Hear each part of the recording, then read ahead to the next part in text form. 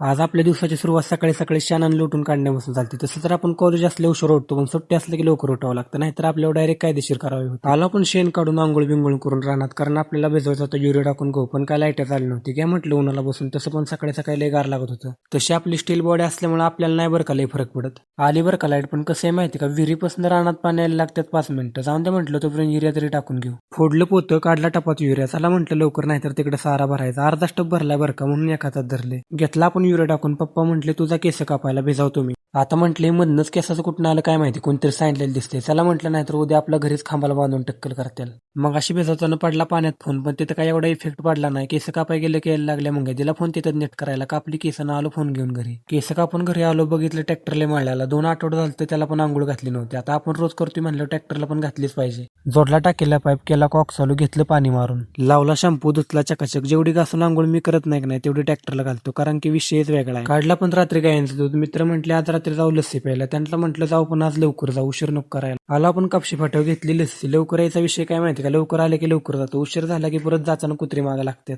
हिथं आल्यावर आपल्याला कळलं आज बुधवार असल्यामुळे कापशीचा बाजार पण आहे. जाऊन द्या म्हटलं, आलोय तर वडापाव पण खाऊन जाऊ. वडापाव तर खाल्ला, पण तिथं तिघांपुरते 3च होते. जाऊन द्या म्हटलं, आलोय तर आता कच्चे दाबेले पण खाऊन जाऊ, कारण हा व्हिडिओ बघितल्यावर नाही वाटत आपल्याला घरची परत बाहेर सोडतील म्हणून. खाल्ली आपण कच्चे दाबेले. तिथे मेडिकल बघून एक आठवलं, जाताना आपल्याला गायांच्या चामखिळ्यांची टूप पण न्यायची. घेतली आपण चामखिळ्यांची टूप. तर मित्रांनो, भेटू आपण पुढच्या ब्लॉगमध्ये, तोपर्यंत फॉलो करा.